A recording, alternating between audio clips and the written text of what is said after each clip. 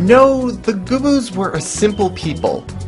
A race whose greatest inventions were edible deodorant and the wind-powered cow moistener. In over 2,000 years of existence, the Gobbos only sent 3 of their kind to college, and 2 of those were returned postage due. Okay, so they weren't the sharpest pins in the cushion, but were they lovable? You bet! So lovable that they would often keep each other as pets. But, oddly enough, it was their very lovability, their very kind-hearted innocence, that set in motion a chain of events that would set the Gobbos plummeting towards a terrifying fate. A fate worse than death. A fate so frightening that those with heart conditions may wish to stop reading now. Although it's really not that frightening. Did I mention that this writing is just really special? Welcome back to Let's Play Croc, Legend of the Gobbos. Taking on the 4th level of the mountain world, the Tumbling Dantini.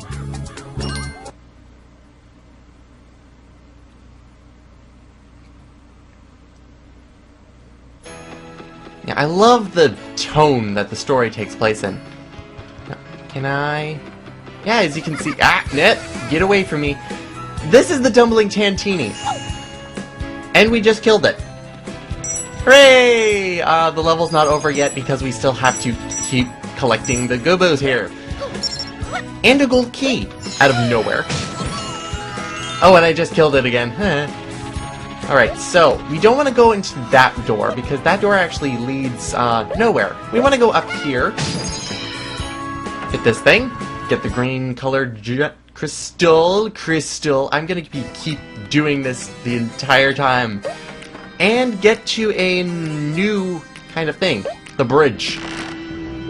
The collapsible bridge. But we wanted to do that because there's a box down here. Containing the second Gobbo. And now we can leave the door. And that door leads right out here.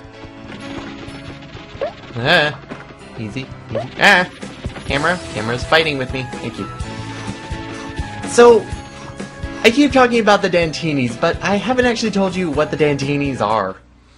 Well, according to the instruction manual, the Dantinis are known as Baron Dante's wicked helpers. There are as many Dantinis as there are stinks in a dump. Odd. But, okay, well, let's see. There's the regular red ones, there's these flying Dantinis, there's the tumbling Dantini, who is only native to this level, by the way. There's the flaming Dantinis, there's the jumping Dantinis. Somebody better be keeping count, because I already have too much stuff to go over.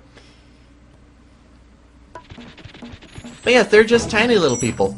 So, we have the gold key, and only 4 out of the 5 colored gems, so we really can't do anything down there, so let's not take the balloon and open up this door.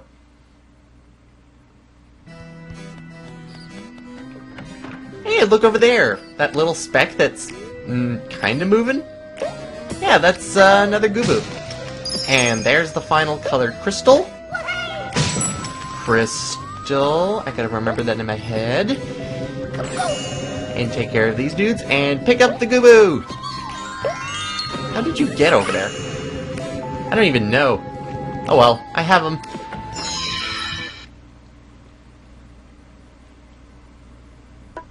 Now, you may be asking yourself, I'm collecting so many Gobbos right now.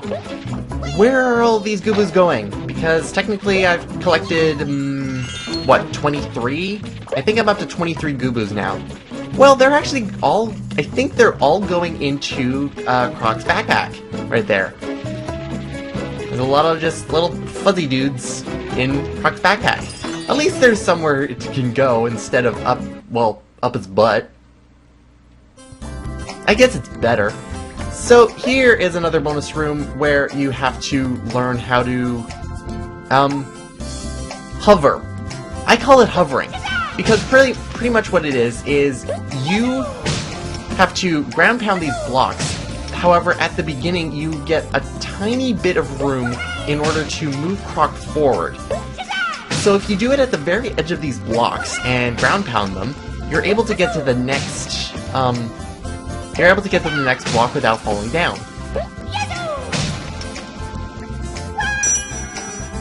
Hey, he scream. He screams! I barely had him scream throughout the entire game. And we can collect all of these, and the 6th Gobbo. And we can leave! And yes, I finally got that life.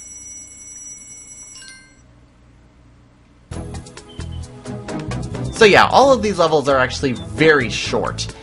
So, next level is number 5. Cave Fear.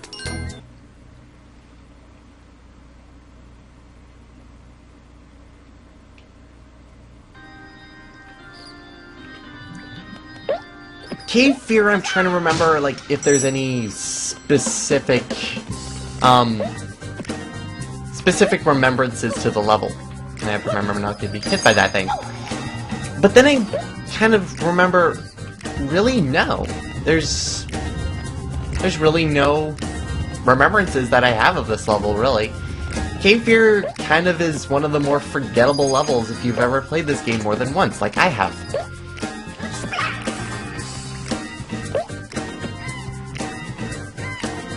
Okay, there. So this entire sequence gets me up here to Gobbo number 1, who is, like, in that nice little crevice, and you can't get in there sometimes, and the hit detection kind of doesn't work.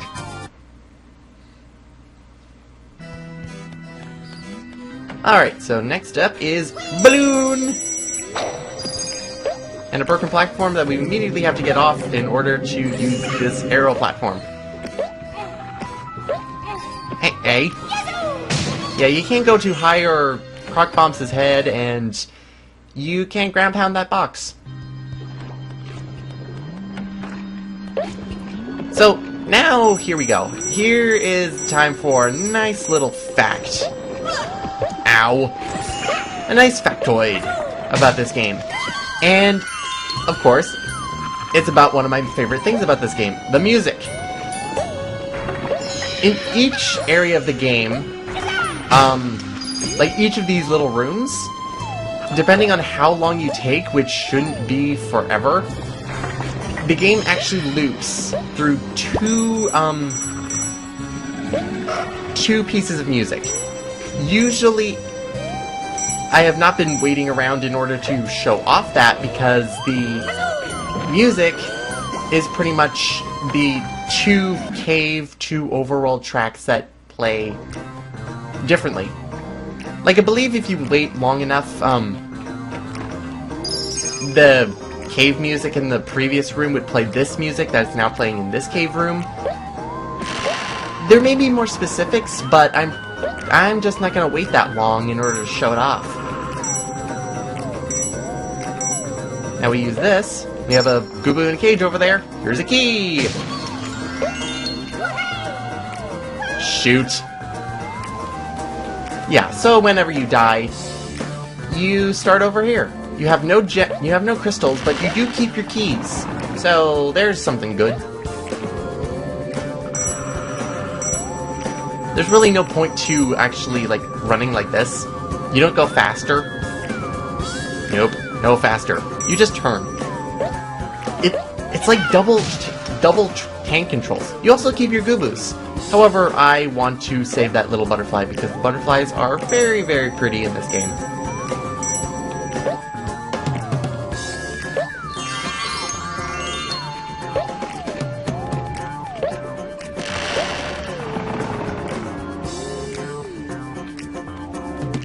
Is there anything else I'm missing? I'm actually gonna wait in this room in order to show off that fact.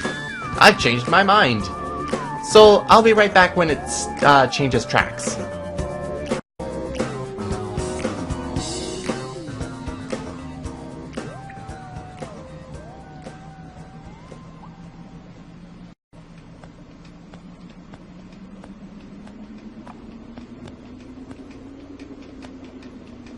Dance, Croc, dance! Woohoo!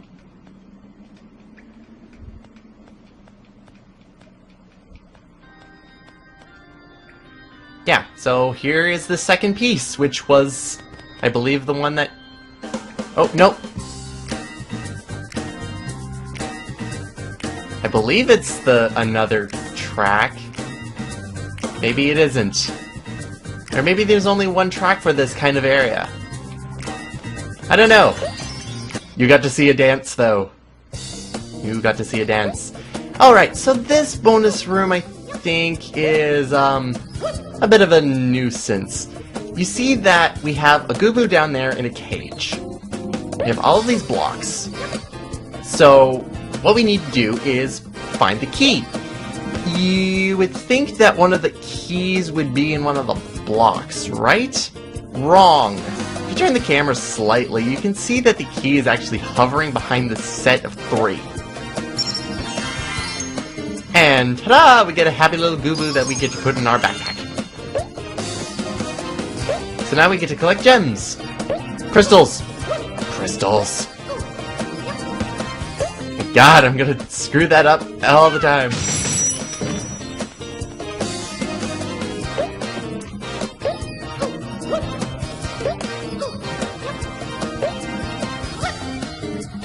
Now, I believe it's these blocks that are I think, only native to this level. So, I think there is something memorable at this level after all. And it's that those 3 blocks are I think the only blocks in the game that contain 3 crystals. Odd.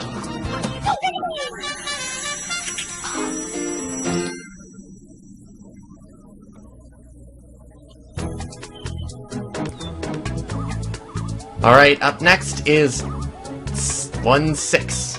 Darkness Descends. Sounds eerie, right?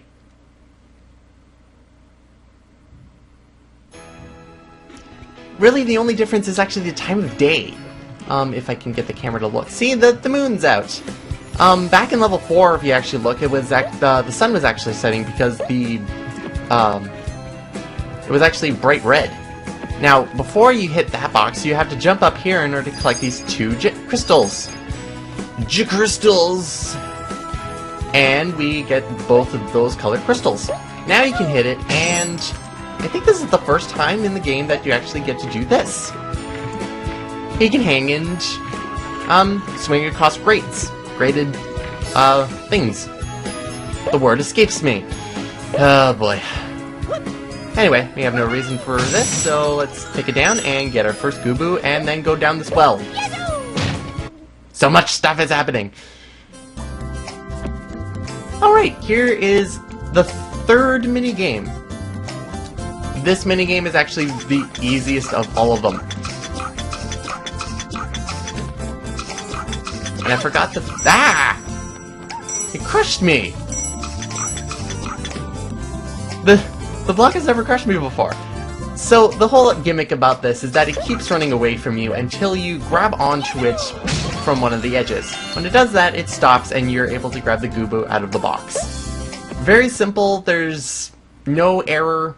You really just need to be pretty much linear to the box in order for it to run into you, and ow.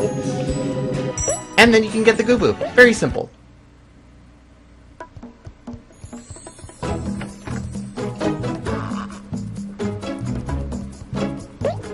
Here is an interesting little gimmick that actually does continue into later levels.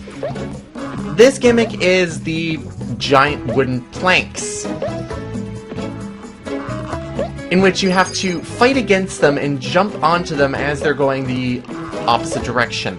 Not necessarily hard, it's just that the distances can be somewhat off, and a jump that you think you can make, you fall into a pit, or in this case lava, and you hurt yourself or die. It's kind of mean. Anyway, here's another fact for you. You may be noticing with this that Croc's eyes is blinking. Now in the PlayStation version, Croc's eyes do blink.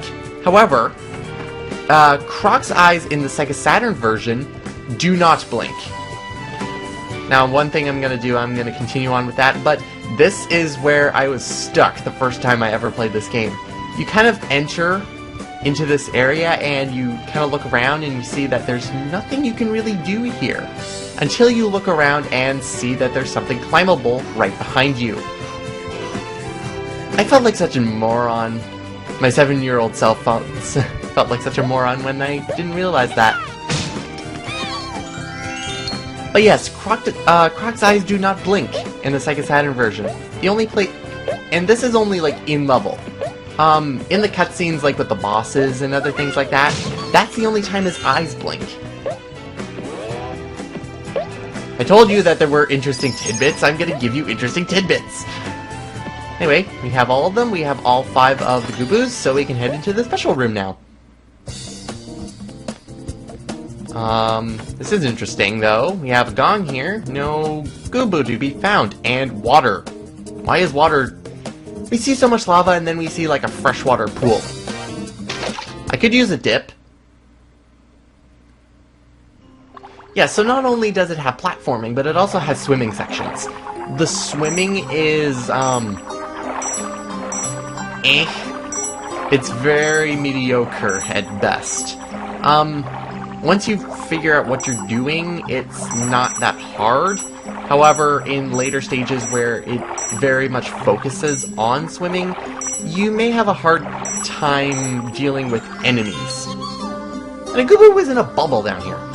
You can fight down here, and it actually will propel you forward, and also you can swim down.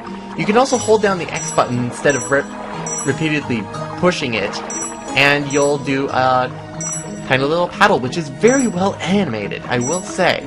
However, it's not necessarily good for travel. It may be easier to control, but in terms of getting somewhere fast, which you're going to be doing most of the time when you're swimming, the little paddling is not going to help you. And that's it. We have all 6 Gobbos, so we can hit the bell, gong, and get out of here.